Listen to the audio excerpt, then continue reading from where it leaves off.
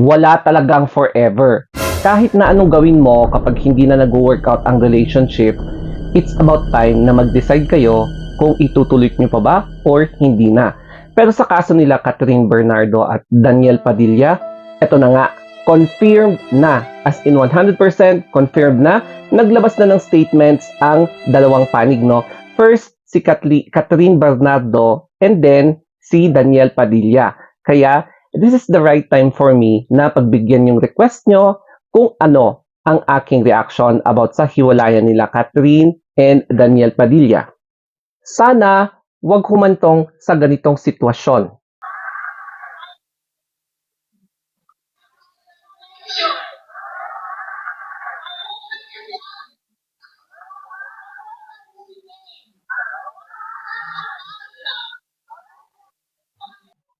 At before tayo magbasa, ayan, follow me sa aking Instagram account, The Story of Anthony. Mukhang nagkatotoo nga ang prediction ng babaitang ito. Ito yung post kasi. Maraming iba, pero mas pinili kita. Pero ang sabi ni ate, maghihiwalay din Katniel 4 years from now. So yung post, November 30, 2019, and ngayon, November 30, 2023. Kaya, mukhang totoo nga, nagdilang siya, eme. At eto na nga, so yung portion lang kasi mahaba eh. Sabi ni Catherine Bernardo, I promise to never lose myself in this industry. So I've always been as authentic to you as I can be. I know what many of you are thinking right now. I'm well aware of the rumors and speculations going around. And as hard as it is to put everything into words, I want you to hear it straight from me. It's true that Dee and I have decided to part ways. So, yan po, confirmed na wala na po sila. Legit po, hindi po ito fake news. At yung last part dito ay, Deej, you gave me 11 beautiful years and the kind of love that I will forever cherish. I will always be grateful for you. And dumesbak naman si Daniel Padilla. So, ito yung hinihintay ko bago ako mag-post. So, ito, 11 years, Catherine and Daniel Pag-ibig or KD. Sa mundong buhay at sa limitadong oras na tayo ay nandito, isang malaking biyaya ang pagmamahal. Ang mahalin ka at mahalin mo. Ang mga alaala natin ay lagi kong baon sa aking puso at magiging liwanag sa mga madidilim kong araw. Thank you for dancing with me during my highs and thank you for singing with me during my lows. Our lives may drift away but our love will still ride that ride. Ayan. So Katniels, maraming salamat sa pagmamahal ninyo. Maraming salamat sa napakagandang pinagsamahan natin. Hindi namin ipagpapalit at hindi makukumpara kahit ano pang gawin nila. Hindi nila pwedeng sirain yon. This is beyond show business. Pamilya kayo at mga kaibigan.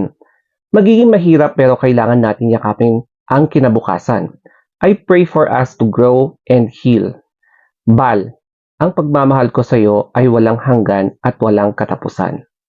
Baka may makita kayong post bukas na mag-a-announce na walang pasok bukas. Walang pasok sa school or walang pasok sa trabaho due to Katniel breakup. Kasi nga, confirmed na hindi ito fake news at galing mismo sa kanilang mga official post. Sa tingin mo ba, ano ang rason kung bakit sila nag-breakup? Is it because falling out of love? Meron bang ibang kineme? Yung mga ganon. Pero ayokong mag-assume, ayokong magbigay ng assumptions kasi baka pumataktahin nyo ako. So, bahala na lang kayo kung ano sa tingin nyo ang rason bakit sila nag-break up. Kaya lang, masakit, no? Lalong-lalo na kapag die-hard fans na Katniel ka. This is an unexpected na kinonfirm na talaga nila para sa katahimikan ng mga fans. Sa 11 years nilang pagsasama, ang dami ng mga blockbuster na movies ang mga nagawa nila. So, ilan dito ay itong The House of Us. Ayan, The House of Us. Tapos, Must Be Loved. Tapos, ano pa yung isa? Crazy Beautiful You. Tapos, yung isa is Barcelona. A Love Untold. I think napanood ko to and maganda talaga yung storya niya. Tapos, dito naman, she's dating a gangster. Eto, ilang beses ko rin napanood to. She's dating a gangster na parang um, backstory ng parents nila. Parang ganun yung kwento dito. So, parang may twist talaga siya. Tapos, dito, Can't Help Falling in Love. O, di ba? And dito, yung Pangako Sa'yo. Bale, ito yung remake ng Pangako Sa'yo nung 2000 na tambalang Jericho Rosales tsaka yung si Christine Hermosa. Yung asawa ngayon ni Oyo Boy Soto. So, sobrang naging hit siya na nagkaroon sila ng remake at hitmaker din. O, di ba? Meaning, totoo nga, tsaka confirmed na talaga na yung mga pa-blind item tsaka yung mga ni-reveal ni na OG Diaz at Christy Fermin. And ngayon, wala nang mga away sa kanila. Kasi naalala ko, grabe yung mga bashings tungkol sa nung naglabas si OG Diaz about kina Katniel, no? Na wala na sila. As in, sobrang negative. Kaya yung mga nagre-request na mag-content ako about Katniel, eto na nga. Kasi hinihintay ko yung confirmation para at least hindi rin ako mabash ng todo. Pero grabe talaga yung bashing, no? As in, i-report ko pa, i-report yung account mo. Kaya, this is the best time for me na pagbigyan yung mga request nyo. So, eto na nga, confirm. Wala na sila. Kaya, safe na and although, siguro, I still understand sa mga iba na ayaw pang mag-move on dahil fresh ang announcement nila. And hindi rin natin masisisi yung mga ibang fans na parang forever nilang i-cherish ang Katniel kahit wala na sila. Hindi naman siguro nagsisinungaling ang ABS-CBN. Kaya yan din ang isang pruweba na nagsasabi din ako ng totoo para hindi ako mabash.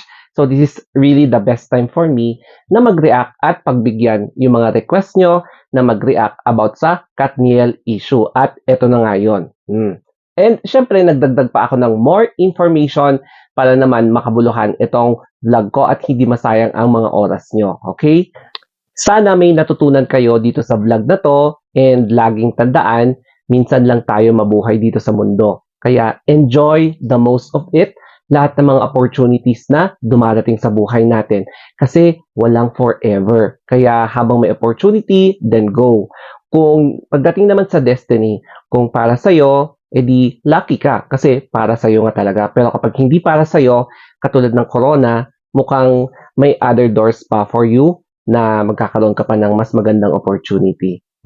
Okay, so that's it guys. Sana walang negative, walang toxicity dito sa hiwalayan ng Katniel para naman let us all understand and mag-move on. Okay? Thank you so much and have a wonderful day.